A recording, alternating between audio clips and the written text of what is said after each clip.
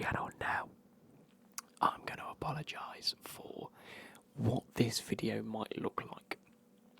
Now, I'm having to re-record the intro just to explain this to you guys. But I've gone out, as you can see by the thumbnail, and bought some Callaway Jaws wedges. They're absolutely fantastic. I've already recorded and edited everything you're about to see. However, I went and deleted the file that contained all of my ASMR videos that I'd edited ready for Christmas, which was just this one.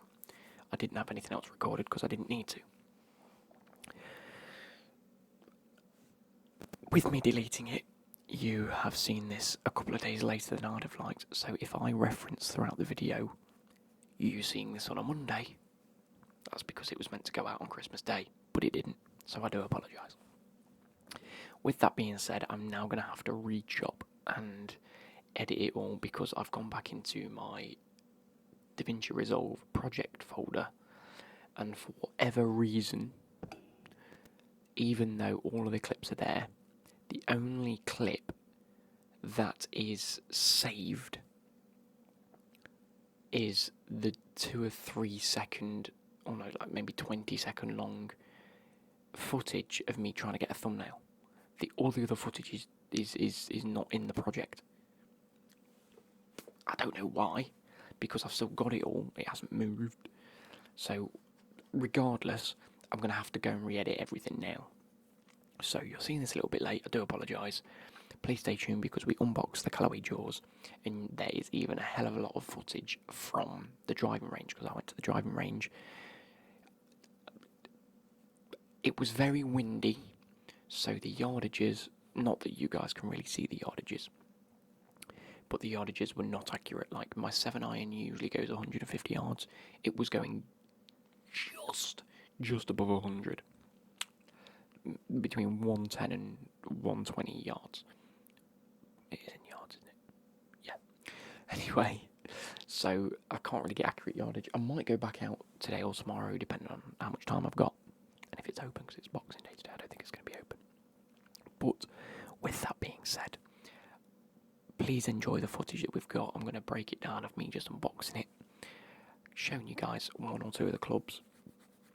I'm going to explain now what I did, because I don't want to have to go through that whole video, that whole 20-minute clip, just to get all of it in. I might as well just edit it all back down now. So I was speaking to someone at work about golf clubs because my belly's rumbling. Because I wanted to get a set of wedges. I wanted a gap wedge and a lob wedge. Now, I didn't realise, I went on to Callaway because he recommended I go onto the Callaway website to get the actual angles of my clubs specifically. Now, my pitching wedge is a 42 degree. My sand wedge is 54 degree. So that is a 12 degree split between the 2 clubs, which is why you often need a gap wedge in between. Brilliant. I was looking at either a 48 or a 50 degree. Usually you go with a 50 degree gap wedge. Brilliant. That's a 50 degree that I'd like in my bag.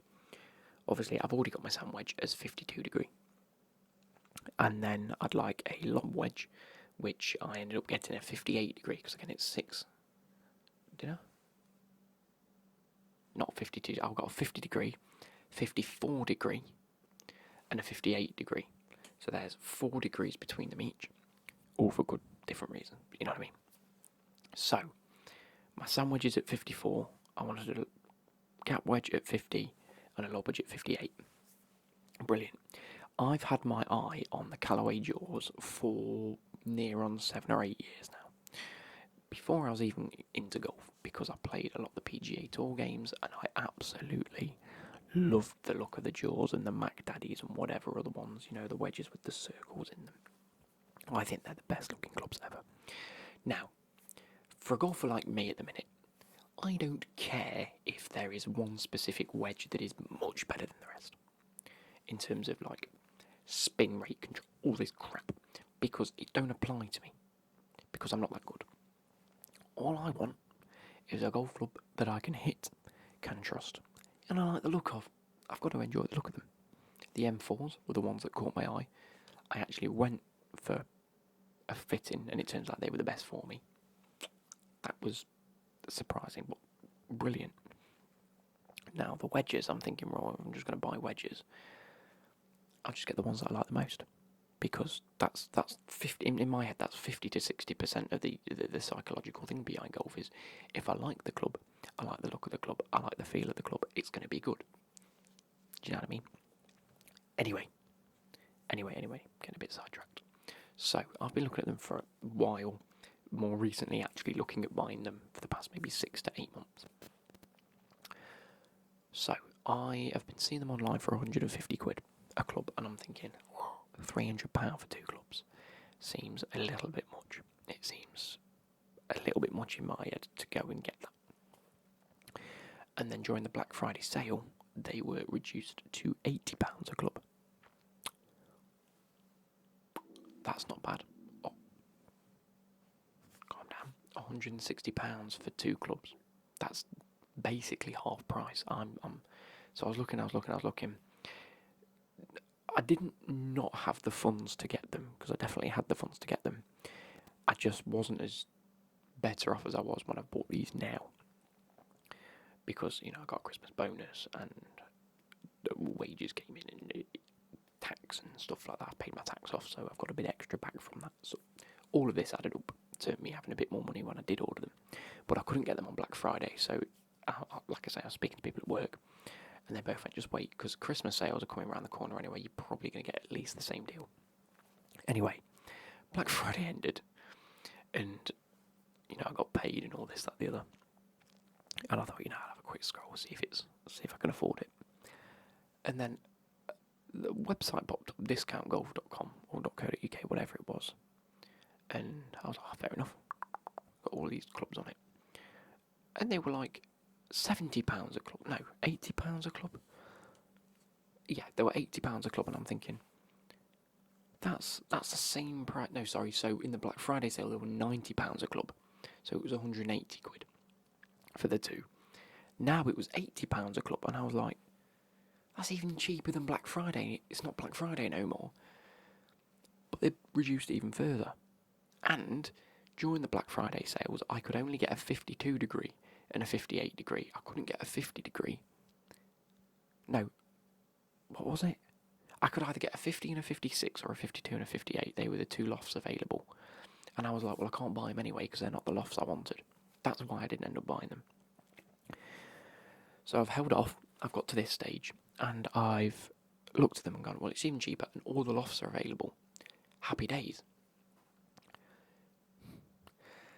I put them in the basket, and it's taken an extra £10 off. You buy 2 clubs, you get an extra £10 off each club. So I'm thinking, it's now £70 a club. It's even cheaper. And I thought, you know what? Whilst I'm here, do I get the matching sand wedge? Take my sand wedge out of my bag, even though it's an M4 and it matches my irons. Why don't, after pitching wedge, I just have a set of 3 wedges that match? And then I've paid 70, 140, £210 for 3 clubs. And then I haven't spent £150 on, or £140 per club. I've saved so much money, and I've got the 3 clubs, and then I've got a matching set. On top of this, in the back of my head, I'm thinking, on my sand wedge, when I first took them out, I chipped onto a green and didn't realise the ball was sort of on a gravel, like, in the grass was like a small little gravel patch. So, and the ball had obviously rested in there. I've sliced across this, barely shut up. I've sliced across this gravel patch, and I've got like a proper deep, scratchy chunk into my sand wedge, and I think if I take that out of the bag, at least everything looks pretty then. Do you know what I mean? And it's there. It's there if I need it anyway. So, I decided to order all 3. Treat myself, ready for Christmas. By which, now we're after Christmas, and I've treated myself again. Anyway, that's going to be different videos that you guys are going to be seeing soon. But yeah, so I've treated myself to those. I'm going to show you a quick little unboxing of them now, and what they look like, and the degrees and everything. And then we're going to get onto the footage from the driving range. I'm dubious of this getting on a bit too long, So I want to make sure that this is nice and short and sweet, like under 20 minutes for you guys. And then I'm going to have to voice over the stuff at the driving range anyway, because like I say, it was very windy. Anyway, hope you guys enjoyed a little bit of the unboxing. It was meant to be like a full unboxing video, but I'm going to have to edit it down now to like a few bits that you see. So I hope you guys enjoy. But enjoy my time, nonetheless. So why not give myself an extra bit of confidence and buy something that I actually like the look of? I got very, very fortunate when I went for the irons, club fitting, because the one set that I had my eye on that was in my price range when I went was the M4s, and they ended up being the ones I performed best with. Now, it was a blind test, so it ended up being that the stats were just in my favour. However, I was confident with them and I liked the look of them. Now, I've got a set, here we are, of Callaway jaws. I have opened the 54 first, so this is the sand wedge. 54 degree. A bounce of 10, if you can see where is it, the number underneath that. Come on, focus on it. It says 10S. I can't remember what S stands for, I did know. But Callaway jaws, and this isn't me looking at them right now, that's the first time I've seen it, and that, it's beautiful. I had the choice of getting it with the silver, but I've gone for Chelsea blue. I was a big fan of the blue ones. I actually really do like, is it the Mac Daddy that's green? And the red ones, I can't remember what they call the red ones, unless that's just another version of the Mac Daddy. But I love the four dotted design. I think some of them you can get in 3 dots as well. The only other set of wedges I really look forward to, the other 2 sets that I was looking at was the Vogies, because, you know, they're Vogies. I've heard nothing but good things with Vogies. However, my friend has just got rid of his. He's just sold his on because he wasn't getting on with them. He is into his golf. And the Cobra, what are they called? I can't remember off the top of my head, but they have like a little, in this bit, they have like a little wedge like missing for no reason. It's just aesthetically. But I did look at them. A, Cobra to match my driver. But B, because they were in the price range. I didn't want to be spending stupid amounts on a club. Like, I couldn't, these retail at about £140. I think you can usually find them an offer for £190 to £120 from any given store in the UK. But their RRB is £140. So for me to get these for basically half price a club, I'm very happy and chuffed with. And I could never justify spending 140 quid per club if I was to pay full price. It obviously comes with it comes with a Callaway grip. I expected that to say like Golf Pride, but it has actually got a Callaway grip, just a bog standard grip nonetheless. It comes with the Callaway Impact iron shaft. There we go, there's another one, look. This is the 50 degree 10S. So that's my gap wedge.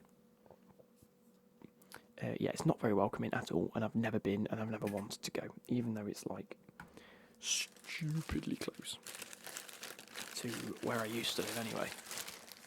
Even still now to a degree. Again, yeah, with that being said, I drive past it pretty much every morning, and I've noticed the new sign outside says driving range open to visitors, or visitors welcome. And I thought, you know what?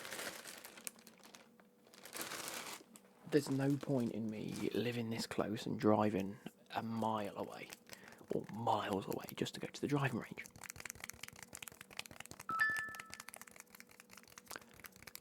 Because, sorry, that's my 58, again, 10S. That's a bounce of 10, where are we?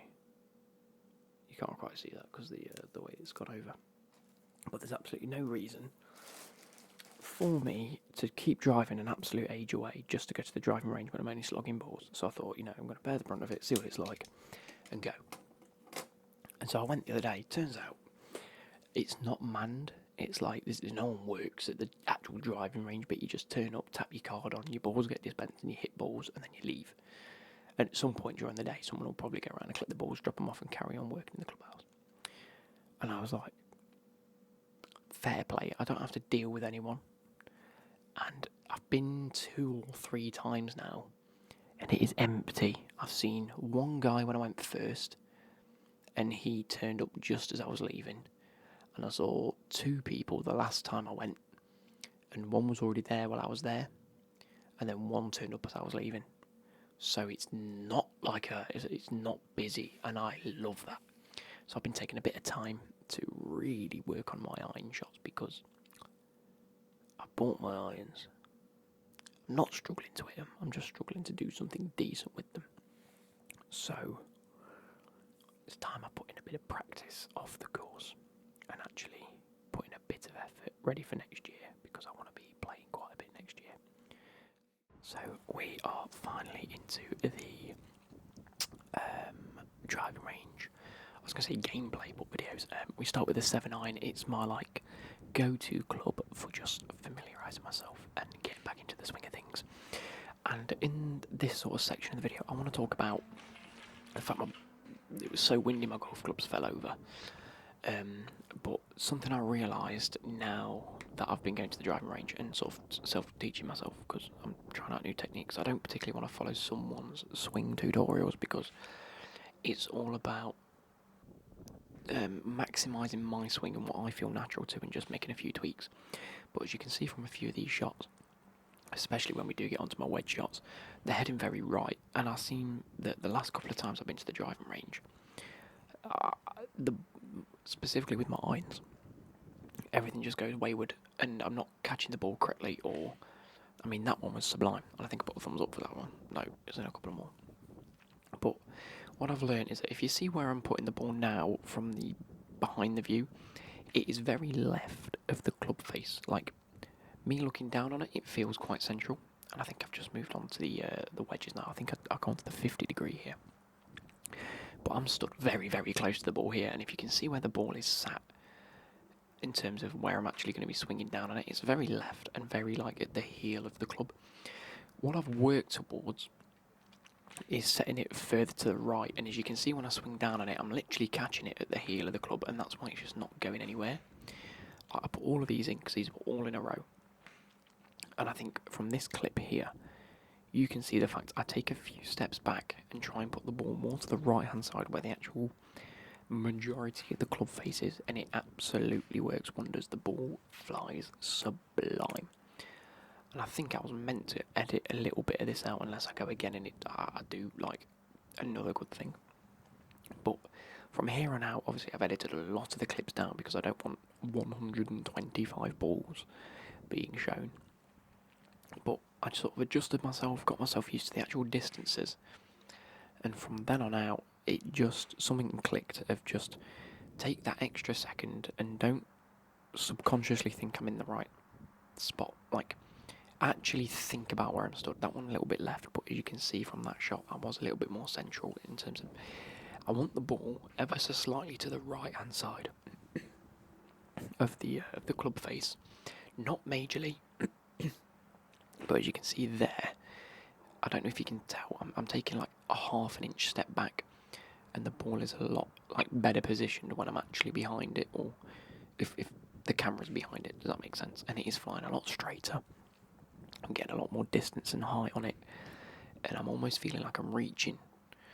There you go. See, I took half a step back, and now I feel like I'm sort of reaching over for it, and the ball flies spectacularly. On top of that, my swing feels a hell of a lot more natural, and the connection is just so much better. You can hear it. Again, apologies for the sound of the wind. When you can hear it, it just feels like butter, or it feels like you're tapping on a tambourine, rather than it being a sound. And so I zoomed in on my camera manually here. I did this with the actual camera at site, and I wish I hadn't. It was my only regret was zooming in. We've now moved on to the 54, so this is the same as the sand wedge. 10S here, you can see subconsciously I'm taking a couple of steps back. Look at that. I'm literally thinking, right, take a couple of steps back, and you can see where the ball is positioned in the club. It's a lot nicer. And believe me, that thing in my head, just the penny sort of dropped. And even towards the end of the video, I go back and I use like my 5 irons and my 7 iron and things like that again, and a driver, just to see if it correlates to that as well, when it does. So I didn't want to leave too many of these clips in. Now you've seen quite a bit of me hitting the ball. My technique's got a lot better.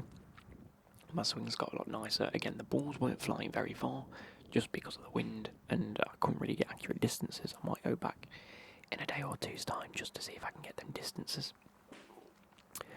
But again, look at this. I'm thinking, right, okay, the ball to the right hand side, proper rotate through, and I really tried to like sling that, and it still didn't hit 100 yards.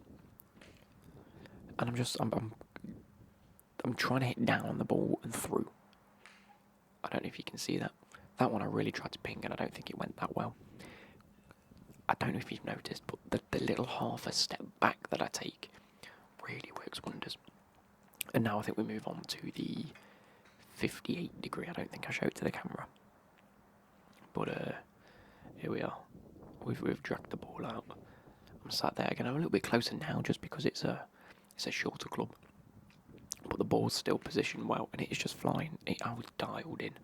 Dialed in on the range is something that I didn't want to do because I want to dial in on the actual fucking course. But the balls, me rotating a little bit better, helped. There is one or two that do go a little bit wayward, and you can see from where I set the club face up. This is me feet together, choking down on the club, trying to get a short shot, and I think you can see that land as well. There you go. Didn't go very far. But that's the point. This is the club that I'm going to use around the green a bit often. Or a bit more often. And here's me trying to absolutely swing through some shots and try and get some distances on them. But again, couldn't really get too much of a distance because of the wind. So that's the one that went wayward. I don't know if you noticed, but if you want to go back and rewind it, you can see that it was a lot further to the left the ball was than to the right. Some really nice drives. I started off driving it really well, and the more I continued, the worse I got. I think you'll see in a couple of clips' time that it just goes so far right. They are half a step back. I'll take a shot. Straightest drive I've hit in my life. And I was just that happy, I just went right next ball. Next one. I'm trying to focus, and I think this is where it goes a little bit wrong. I'm trying to dial in my swing. See how it's sat to the left? Bang, goes straight to the right hand side. Even if it starts straight, I'm not catching the ball cleanly, and it's just, I'm having to compensate when I get there. Again, I think this one. See how it starts? So far to the left hand side of the club, looking behind it. I mean, that was a dialed in swing, that was fantastic. I think I took half a step forward though, and I think that helped. This one, again, I'm taking a few practice swings here, I think. I'm trying to visualise how I'm going to hit the ball. And I think it might be this one, I overthink it, I catch the floor completely. It might be this one, I just overthink, and I think, right, you know what? Head down, a couple of practice swings, let's go. And I think it goes a little bit wrong. Again, look at how the ball is. No, that's a fantastic swing. A little bit right, it does leak right. My shot tends to leak right towards the end anyway. But again, I don't think the wind helped. That one was terrible. That was just so far left and low. But I think at this point I'm getting tired. That one was an absolute drive. And I think it about hit 150 yards. That is how bad the wind was. And then we go back. I think I'm onto the 5 iron now. Just because I thought my long irons are where I'm struggling. Let's try and correlate a little bit of the information I've been telling myself. See if it improves things. And it really did. I mean, look at this for a swing. Again, I'm zoomed in, so you can't really see how it goes. But that was so straight. It was unbelievable. Again, 5 iron. Straight as a whistle. I think one of these also goes very wayward. I don't think it's this one. But we are nearing the end of the video now. That one's so left. I think I didn't really think about too much. I just tried to swing and hit it. That one's a little bit left in the club face. And it does go a bit right. I don't know if you saw that, but I hope you guys have enjoyed this. Hopefully the new clubs are great, and I will see you on the course.